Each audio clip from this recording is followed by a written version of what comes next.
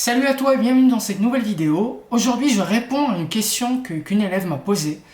Et donc c'est la question de savoir si une limite existe ou pas. Et en l'occurrence c'est la limite de 8 moins 6x au carré divisé par x au carré plus 2x moins 8 qui est calculée en 2.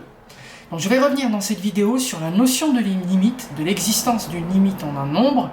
Je vais également rappeler, puisqu'il va être nécessaire de le faire, ce qu'on appelle l'étude de signes d'un trinôme ou donc d'une expression de second degré qui va nous permettre de savoir si le dénominateur de cette expression dont on veut calculer la limite est égal à 0 plus ou 0 moins, ce qui va ensuite déterminer justement les valeurs de cette limite à droite et à gauche de 2. Donc il y a énormément de notions très intéressantes, très importantes.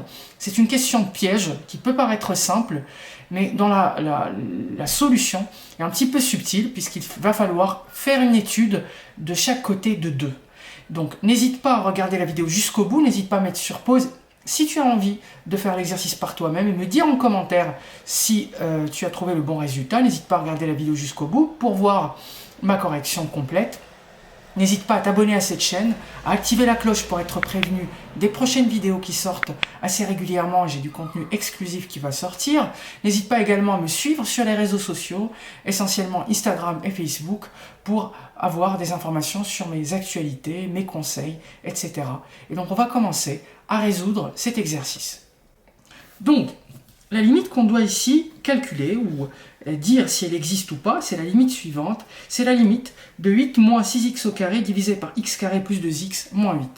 Alors la première chose que je fais quand je suis en face d'un exercice de ce type, c'est d'abord de remplacer. Donc si on essaie de remplacer cette expression, donc je vais remplacer ici x par 2, donc on obtient au numérateur 8 moins 6 fois 2 au carré, ça fait 4, divisé par, évidemment, en bas, 2 au carré, ça fait 4, plus 2 fois 2, ça fait 4, moins 8.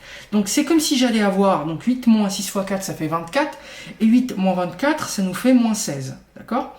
8 moins 24, ça fait moins 16 divisé par 0. Et donc là, les amis, la difficulté, c'est que j'ai un 0 au dénominateur, d'accord ? Le fait d'avoir un 0 au dénominateur veut dire que c'est l'infini, puisque le numérateur ici a une valeur qui est différente de 0. Ce n'est pas une valeur interdite, ce n'est pas une forme indéterminée, ce n'est pas un 0 sur 0, c'est un nombre qui est divisé par 0. Mais du coup, je sais que c'est égal à l'infini, mais ça peut être plus l'infini comme ça peut être moins l'infini. Et le signe de cette fraction, le signe de ce quotient, en l'occurrence si c'est plus ou moins l'infini, va dépendre du signe du dénominateur. Donc va dépendre du signe de x carré plus 2x moins 8. Et donc, pour pouvoir étudier ce signe-là, il va falloir que j'étudie le trinôme. Donc, je vous rappelle les amis, comment on fait pour étudier le signe d'un trinôme. Alors, donc, étude du signe de x carré plus 2x moins 8. Alors, comment on va étudier le signe de ça? Bon, je vous rappelle que la première chose à faire quand on a un trinôme, c'est de calculer d'abord delta, c'est-à-dire le discriminant de l'expression. Donc, calcul du discriminant de delta. Delta est égal à b carré moins 4ac, donc 2 au carré moins 4 fois a qui est égal à 1 fois c qui est égal à moins 8. Donc, j'obtiens 2 au carré, ça fait 4, moins fois moins, ça fait plus, 8 fois 4, 2 fois 4, ça fait 16, 32. Donc, ça nous fait 36. Donc delta est strictement supérieur à 0 et par conséquent j'ai deux racines. Donc je vous rappelle le cours sur les équations de second degré ou sur les trinômes. J'ai publié énormément de vidéos, n'hésitez pas à aller voir sur ma chaîne. Il y a énormément de vidéos qui détaillent la correction, la résolution d'exercices qui portent sur le second degré. N'hésitez pas à aller voir. Donc en l'occurrence je vous rappelle que quand le discriminant est strictement positif, eh bien on a deux possibilités. Ici on a deux racines distinctes. Alors, les deux racines sont moins b moins racine carrée de delta sur 2a. Donc x est égal à moins b moins racine de delta sur 2a. Donc ça nous fait moins b, ça fait moins 2. Moins racine de 36, ça fait moins 6. Sur 2 fois a, 2. Ou bien, x est égal à moins b plus racine de delta divisé par 2 fois a. 2 fois 1, ça fait 2. Donc x est égal à moins 2 moins 6, ça fait moins 8. Sur 2, ça fait moins 4. Ou bien, x est égal à moins 2 plus 6, ça fait 4, sur 2, ça fait 2. Donc on a deux possibilités, on a deux solutions, deux racines en l'occurrence, qui vont annuler le dénominateur et qui vont annuler le trinôme. Donc dès lors qu'on a ça, eh bien, on peut étudier le signe du trinôme, donc très classique. Comment on étudie le signe du trinôme? Très simple. Eh bien, tout simplement, ce qu'on va faire ici, c'est qu'on va avoir x moins l'infini plus infini. Je vais placer les racines dans l'ordre croissant, moins 4, 2. Et donc, évidemment, ici, on va mettre notre trinôme. Donc, notre trinôme, en l'occurrence ici, c'est x carré plus 2x moins 8. Évidemment, il s'annule dans les deux racines, donc en moins 4 et en 2. Entre les deux racines, c'est l'inverse du signe de a, le signe de a étant égal à 1, donc l'inverse c'est négatif, et puis à l'extérieur c'est positif. Et donc les amis, ici, qu'est-ce qu'on remarque? Qu'en 2, on a à gauche de 2, c'est négatif. Si x s'approche de 2 en étant inférieur à 2, eh bien le signe du dénominateur, il va être négatif. Si x s'approche de 2 en étant supérieur à 2, eh bien il s'approche en étant positif. Et donc du coup, qu'est-ce que ça veut dire ça? Ça veut dire que la limite lorsque x tend vers 2 moins, donc 2, je m'approche de 2 en étant inférieur à 2, de l'expression ici, c'est-à-dire 8 moins 6x carré, 8 moins 6x au carré divisé par x carré plus 2x moins 8. Si je remplace tout simplement, c'est comme si j'obtenais moins 16 comme tout à l'heure, et quand je suis à gauche, c'est-à-dire 2 moins inférieur à 2, eh ben, le trinôme il est négatif, donc c'est un 0, mais c'est un 0 moins, d'accord?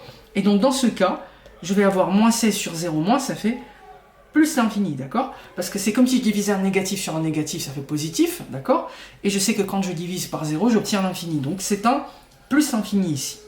Lorsque je veux calculer la limite, lorsque x tend vers 2 plus, 8 moins 6x carré sur x carré plus 2x moins 8, dans ce cas de figure, c'est comme si j'avais moins 16 divisé par 0 plus, parce que quand je suis supérieur à 2, eh bien, le signe est positif. Et donc, dans ce cas, c'est moins l'infini. Bon, les amis, évidemment, n'écrivez pas au propre moins 16 sur 0 plus. Hein. Écrivez tout simplement moins l'infini ici, dans ce cas, et plus infini, d'accord? Écrivez au brouillon pour que vous sachiez d'où ça vient, moins 16 sur 0 moins, mais évitez de l'écrire, si vous avez bien rédigé, évitez d'écrire sur 0, quoi. Ça, on le sait, mais on ne l'écrit pas, dans un souci de rigueur mathématique. Donc, on a plus infini, moins l'infini. Donc, on a une limite, finalement, à gauche de 2 et à droite de 2, deux limites qui ne sont pas les mêmes. Et je vous rappelle, les amis, et c'était là le piège, en fait, de cet exercice, c'est que, justement, ils nous disent, est-ce que cette limite existe? Alors, qu'est-ce qui définit l'existence d'une limite en un nombre? On dit qu'une limite en un nombre existe lorsque, à gauche et à droite de ce nombre, on a la même valeur, d'accord? Ça, c'est très important. Ça, c'est hyper important. C'est-à-dire que la limite lorsque x tend vers a de f de x, x étant inférieur à a, c'est ce qu'on appelle a-, égale à la limite lorsque x tend vers a, x a supérieur à 0, x supérieur à a, pardon, de f de x, lorsqu'on a ça, la même limite à gauche et à droite de a, qui est égale à L, alors, je vous rappelle cette propriété, alors f admet une limite en a,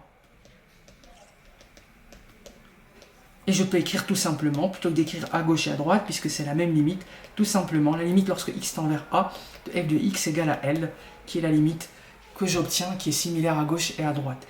En l'occurrence ici, à gauche de 2, ça donne une valeur qui est plus infinie, à droite de 2, ça donne une autre valeur qui est égale à moins l'infini. Les deux valeurs n'étant pas les mêmes, eh bien, je peux conclure ici que la fonction, malheureusement, n'a pas de limite en 2. Donc les amis, n'hésitez pas à me dire en commentaire si vous avez compris cette notion, si vous avez réussi à faire l'exercice, si vous avez saisi la subtilité de cette propriété qui nous permet de définir, de dire si une fonction admet une limite ou pas. Si vous avez apprécié cette vidéo, évidemment, n'hésitez pas à le faire savoir en vous abonnant à cette chaîne, en activant la cloche, en commentant massivement cette publication pour me soutenir, pour me dire également si vous avez des propositions d'autres vidéos, d'exercices. N'hésitez pas à me suivre sur les réseaux sociaux Instagram et sur Facebook.